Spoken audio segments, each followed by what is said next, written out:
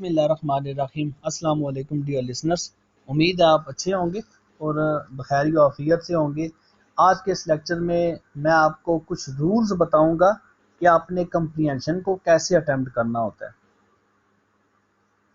याद रखिए, ये लेक्चर 3 जो है मेरा, रूल्स ऑफ अटेम्प्टिंग कंप्रीहेंशन, ये बाकी सारे लेक्चर्स की जान है। ये तकरीबन कुल खुलासा है सारे लेक्चर्स का। बहुत ही इंपॉर्टेंट लेक्चर है और इसमें जितनी बातें आपको बताऊंगा, अगर इन बातों को आप माइंड में रखते हैं तो कंप्रीहेंशन को बहुत ही अच्छा आप अटेम्प्ट कर सकते हैं। ठीक है, पॉइंट बाय पॉइंट मैंने आपको बताया कंप्रीहेंशन में कुछ चीज़ें आती हैं, लेकिन इस कंप्रीहेंशन को आपने अंडरस्टैंड कैसे करना है, आपने इसको अटेम्प्ट कैसे करना है, उसके मुख्तलिफ रूल्स हैं जो मेरी अपनी ऑब्जर्वेशन के बच्चे को आसान से आसान करके बताया जाए तो बच्चा कंप्रीहेंशन को जितनी मुश्किल समझता है वही कंप्रीहेंशन बच्चा बड़े अच्छे मार्क्स के साथ अटैम्प्ट भी कर लेता है। तो पॉइंट बाय पॉइंट मैं आपको बताऊंगा कि कंप्रीहेंशन आपने अटैम्प्ट कैसे करनी है। पॉइंट नंबर 1 में understand the central message of the paragraph. आप फर्ज कर लें आपके पास एक पैराग्राफ है 150 वर्ड्स का।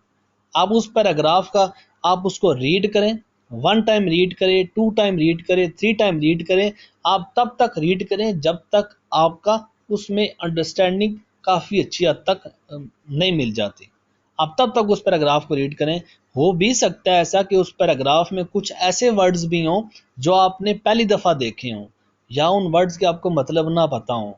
आप क्या करो, अगर कोई ऐसा वर्ड देखते हो जिसका आपके ख्याल में उससे पहले मतलब आपने देखा, तो इसमें एक मेथड, एक ट्रिक ये भी होता है कि आप उस वर्ड को, उस फ्रेज को आप खुद से एक्सट्रैक्ट करने की कोशिश करते हैं। हो सकता है इस लाइन को पढ़ने के बाद आपको उस वर्ड का मतलब समझ आ जाए, आप उसे गैस कर लो, हो सकता है इसका मतलब ये वाला हो। अब लाइन को समझ आ गई, आप उस लाइन के थ्रू आप उसका मीनिंग भी एक्सट्रैक्ट कर लेते हो। आप क्या करो, जो पैराग्राफ आपने देखा है उस पैराग्राफ का सेंट्रल मैसेज देखो कि मेन बात किस चीज़ पे की जा रही है। हो सकता है एजुकेशन पे हो सकता है लिटरेसी पे हो सकता है पोल्यूशन पे हो सकता है वाटर प्रॉब्लम पे हो, कोई भी मसला हो सकता है।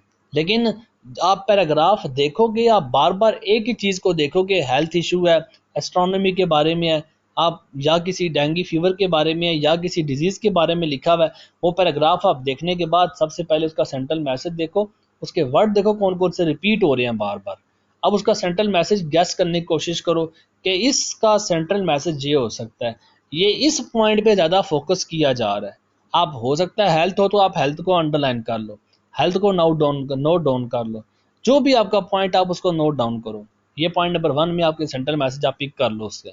पॉइंट नंबर 2 में underline words related to central message. अब आपने सेंट्रल मैसेज आपने देख लिया कि इस टॉपिक पे बात हो रही है।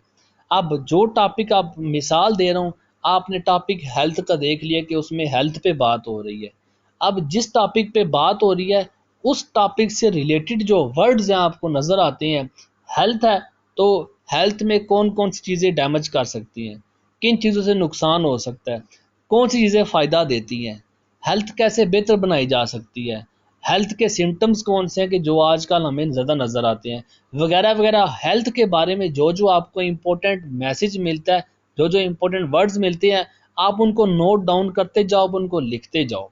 याद रखना, आपने जो नोट डाउन करना है वो आपने 1 to 2 वर्ड में नोट करना है, लाइन नहीं बनानी।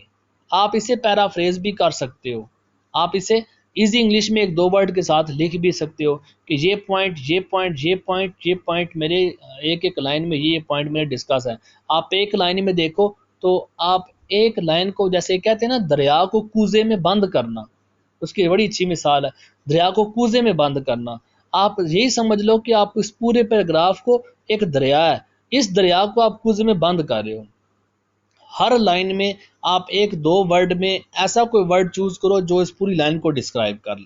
ठीक है, आप जैसे देखें, आए रोज पाकिस्तान में सेहत दिन ब दिन, सेहत के मसाइल दिन ब दिन बढ़ते जा रहे हैं। एक लाइन मैंने रीड की है, आए रोज पाकिस्तान में सेहत के मसाइल दिन ब दिन बढ़ते जा रहे हैं। लाइन तो काफ़ी बड़ी है, लेकिन मैं एक दो वर्ड में इस पूरी लाइन का मतलब है, सेहत के मसाइल के बारे में बात है तो मैं सेहत के मसाइल, प्रॉब्लम्स ऑफ हेल्थ को मैं अंडरलाइन कर लूँगा। प्रॉब्लम ऑफ हेल्थ मैंने हेडिंग दे दी, मैंने पूरी लाइन नहीं लिखी, बस प्रॉब्लम ऑफ हेल्थ इन पाकिस्तान, मेरी इतनी सी बात में मेरी पूरी लाइन डिस्क्राइब होगी। उम्मीद है लाइन नंबर 2 जो आपको समझाना चाह रहा हूँ आप समझ चुके होंगे। पॉइंट नंबर 3 की तरफ आते हैं, make easy sentences about these chosen words. अब जो वर्ड आपको मैंने बताया, जो वर्ड आपने देखे, प्रॉब्लम्स इन पाकिस्तान, देखें प्रॉब्लम कौन सी, health, health problem in Pakistan. आपने हर लाइन में ऐसे एक एक दो दो वर्ड निकालते जाने हैं जो उस लाइन को डिस्क्राइब करते जाएंगे। जितने पैराग्राफ हैं, कितनी लाइंस होंगी, 8 लाइन, 9 लाइन, 10 लाइन होगी। जितनी लाइंस बनती है, आप उस लाइन के रिलेटेड, हर लाइन के रिलेटेड आप एक एक दो दो वर्ड निकालते जाओगे। आप इसी वर्ड्स को जो आपने निकाले हैं, 5 वर्ड, 6 वर्ड, 7 वर्ड जो बने हैं, आप इन्हीं वर्ड्स को आसान से इंग्लिश में छोटे सेंटेंस में कन्वर्ट कर दो। इतनी मुश्किल बात नहीं कही। जो वर्ड आपने निकाले हैं, जो वर्ड लाइन को डिस्क्राइब कर रहे हैं, उन्हीं वर्ड्स को अपने अल्फाज में छोटी सी लाइन के साथ डिस्क्राइब कर दो। वो छोटे छोटे सेंटेंसेस बन के आपका छोटा सा पैराग्राफ बन जाएगा, जो आपका अपना पैराग्राफ होगा, जो पैराग्राफ आपके ऊपर वाले पैराग्राफ से रिलेट कर रहा होगा। पॉइंट नंबर 4 में, understand the questions first and try to find answer from the given paragraph and write in your own words. बहुत ही इंपॉर्टेंट बात है। कौन सी? अब देखिए, जो आपने क्वेश्चन आपने देखे हैं, जो पैराग्राफ के अंदर से क्वेश्चंस पूछे गए हैं, आप उन पैराग्राफ के आंसर दें, लेकिन आपका answer must not the copy of the paragraph, words of the paragraph. आपका आंसर उस पैराग्राफ के वर्ड्स की कॉपी नहीं होना चाहिए। आप उनके आंसर करोगे, लेकिन उनके आंसर पैराग्राफ से रिलेट होंगे, लेकिन अपने अल्फाज में आंसर होंगे। याद रखना, जैसे जैसे आप पैराग्राफ में कॉपी करोगे, जो वर्ड्स वहाँ पे लिखे हैं वही वर्ड्स आपने यहाँ पे लिखे हैं, आपको कोई मार्क्स नहीं मिलेंगे, आपको कोई नंबर नहीं मिलेगा उसका। हाँ, अगर उसी वर्ड्स को, उसी अल्फाज को आप अपने अल्फाज में आप तरतीब दे के अटैम्प्ट करते हो, तो डेफिनेटली आपको बड़े अच्छे उसके नंबर मिलेंगे।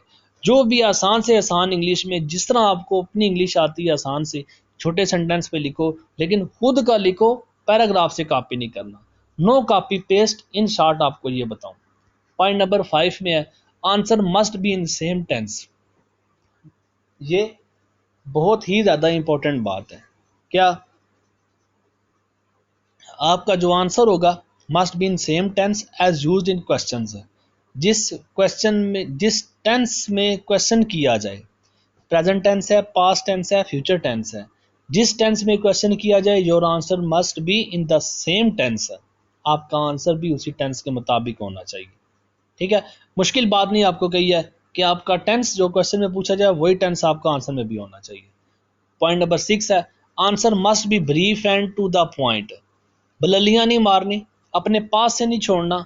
जो बात आपके पैराग्राफ से रिलेट करती है, टू द पॉइंट आपने उसी का आंसर करना है। अब ऐसा नहीं कि क्वेश्चन में कुछ पूछा गया, आंसर में आप कुछ बता रहे हैं। वो पैराग्राफ में जो बात की गई है उसी पैराग्राफ को लिखना है, शॉर्ट से अल्फाज में लिखना है, लेकिन आपका आंसर आपके क्वेश्चन से रिलेट करता होना चाहिए। ठीक है, अब आपका क्वेश्चन क्लासरूम में बच्चों के बारे में है। अब how many children are there in the classroom, question आपका ऐसे है कि बच्चे क्लासरूम के अंदर कितने हैं। आप क्या बोलोगे कि क्लासरूम में टीचर है जो कि 40 बच्चों को पढ़ा रहा है। अब there is a teacher in the classroom who was teaching 40 student, 30 students in the classroom. Teacher का तो जिक्र ही नहीं किया गया। जो बात पूछी गई है आप उसी देर बाद 40 स्टूडेंट्स इन क्लासरूम, 30 स्टूडेंट्स, जो बात पूछी गई है आप उसका जिक्र करो, ना कि आप साथ किसी और को ऐड करो। इतनी सी बात उम्मीद आपको समझ आ चुकी होगी। पॉइंट नंबर 7 है, don't answer in short language, your answer must be in complete words. अभी तो आप बोलोगे कि सर ने कहा था कि शॉर्ट आंसर करना है, अभी आप बोलोगे शॉर्ट आंसर नहीं, लैंग्वेज, शॉर्ट लैंग्वेज में आंसर नहीं करना। देखिए, शॉर्ट आंसर में क्या होता है कि जैसे मैंने अभी, how many children are there in classroom. अब एक क्वेश्चन मैंने किया, बच्चे क्लास में 40 हैं। आप शॉर्ट आंसर नहीं करना, कैसे? 40 students. How many students are there in classroom? 40 students. ये शॉर्ट आंसर हो गया। आपका answer must be in complete words, पूरा सेंटेंस लिखो ना आप इसे, there are 40 students in the class, पूरे सेंटेंस में आंसर करो। ये है, शॉर्ट वर्ड में आंसर नहीं करना, अपने सेंटेंस को पूरे, जो भी लिखोगे आप सेंटेंस को पूरी तरह कॉपी करके लिखोगे, पूरा सेंटेंस लिख के आंसर करोगे। पॉइंट नंबर 8 है, there will no change in symbol और साइंटिफिक वर्ड्स। हाँ, कुछ सिंबल्स होते हैं, कुछ फार्मूला यूज होते हैं, कुछ साइंटिफिक वर्ड यूज होते हैं, कुछ ऐसे क्या किसी की कोटेशन होती है, आप उसमें चेंज नहीं करते। अगर है तो ज़्यादातर इसमें रिपीट नहीं होती, लेकिन कुछ पैराग्राफ मैंने देखे हैं उसमें कुछ साइंटिफिक सिंबल्स भी यूज़ करते हैं, साइंटिफिक नेम यूज़ करते हैं, साइंटिफिक वर्ड यूज़ करते हैं। जैसे आपसे किसी फ्रूट का साइंटिफिक नेम पूछा गया है तो आप उस साइंटिफिक नेम को अपने अल्फाज में नहीं लिख सकते, एज इट इज़ आप उसी को उसी तरह लिखोगे, लेकिन सेंटेंस आपका अपने अल्फाज में होगा, लेकिन जो वर्ड साइंटिफिकली यूज़ किया गया आप उसको एज इट इज़ कॉपी करोगे। उम्मीद है मैंने इतनी मुश्किल बात नहीं की, आपको समझ आ रही होगी। आगे पॉइंट नंबर 9 में है, give a suitable title, it must be in short words. Suitable title, जो पैराग्राफ आपने देखा है उस पैराग्राफ का एक अच्छा सा टाइटल होना चाहिए। जो पैराग्राफ आपका है, चाहे उन्होंने कहा है चाहे उन्होंने नहीं कहा, आप टाइटल उसमें ज़रूर दें। आप इसे कभी कभार टाइटल आपका 2 नंबर का होता है, कभी कभार ये 5 नंबर का होता है। वो आपके जो क्वेश्चंस की लेंथ है, जो क्वेश्चन के मार्क्स की लेंथ है, उस पर डिपेंड कर रहा होता है। ठीक है, टाइटल आपने लाजमी देना है जो पैराग्राफ आप ऐड करोगे। जो पैराग्राफ आप देखो टाइटल आपको पता चल जाता है। आप जब सेंटेंस आप पूरा पैराग्राफ रीड कर रहे होते हैं आपको पता चलता है कि इस पैराग्राफ का कौन सा टाइटल बन सकता है या पैराग्राफ किसके बारे में है, वही आपका टाइटल भी होता है। और अक्सर मैंने बच्चे देखे हैं टाइटल पूरी पूरी लाइन का लिख रहे होते हैं। भाई आप टाइटल लिख रहे हो, आप ऐसे नहीं लिख रहे। ठीक है, टाइटल आपका शॉर्ट वर्ड्स में होता है, 3 4 5 वर्ड में आपका मैक्सिमम। आपका कभी कभार टाइटल 1 वर्ड में भी आंसर आ जाता है, कभी कभार 2 में 3 में, ये शॉर्ट वर्ड्स होते हैं, लेकिन पूरी लाइन में आपने टाइटल नहीं लिखना। 10 में है, find the title in first और last line, it may be in central message of the paragraph. देखिए आसान सी बात है, सेंट्रल मैसेज जो है आपका हेल्थ के बारे में है, health problem in Pakistan, health problem पे भी आपका टाइटल बन सकता है, हेल्थ भी आपका टाइटल बन सकता है। आपका सेंट्रल मैसेज जो आपका वो टाइटल बन सकता है, लेकिन शॉर्ट वर्ड्स में बन सकता है। अब या तो वो फर्स्ट लाइन में ही, पहली लाइन में ही आपको बता देते हैं there are many cases reported about the issue of health वगैरह वगैरह। अब हेल्थ के बारे में पता चलता है कि आपका हेल्थ के बारे में पैराग्राफ होने वाला है। अक्सर औकात जो बच्चे थोड़ी सूझबूझ रखते हैं उनको पैराग्राफ पढ़ के अंदाज़ा हो जाता है कि ये पैराग्राफ किसके बारे में लिखा जा रहा है, इस पैराग्राफ में बात किस टॉपिक पे की जा रही है। बस वही टॉपिक आपका एज ए टाइटल के तौर पे आ जाता है। कभी वो टॉपिक आपको फर्स्ट लाइन में मिल जाता है, कभी लास्ट लाइन में मिल जाता है, नहीं मिलता तो आपको कभी कभार सेंट्रल मैसेज में मिल जाता है ये वाला। मेक अ प्रेसी इफ आस्क्ड, एक प्रेसी बनानी है अगर आपसे पूछा गया।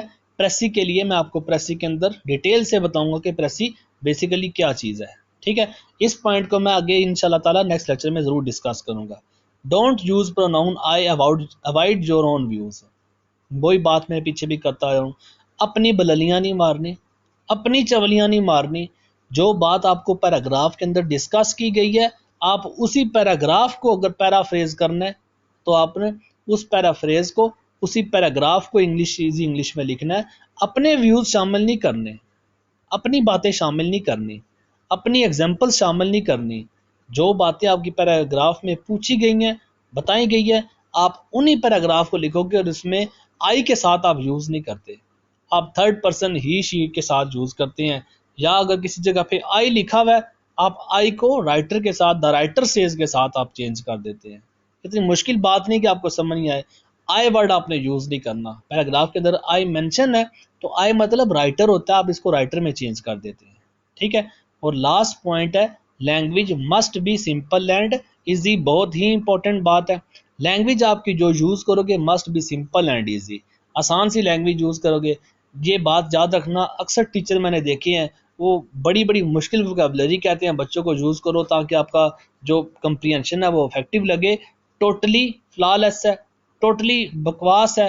किसी किस्म का आपका जो है ना, ये वोकैबुलरी पे, डिफ़िकल्ट वर्ड्स पे आपका कंप्रीहेंशन डिपेंड नहीं करती। जितनी आप इजी लैंग्वेज में लिखोगे, जितनी आप इजी और सिंपल लैंग्वेज आप यूज़ करोगे, आप लोगों की कंप्रीहेंशन इतनी ही इफेक्टिव होगी।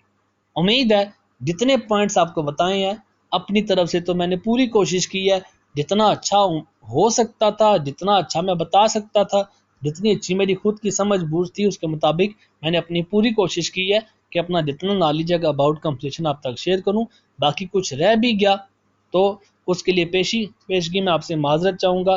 उम्मीद है आपके लिए लेक्चर मेरा काफ़ी हेल्पफुल साबित हो।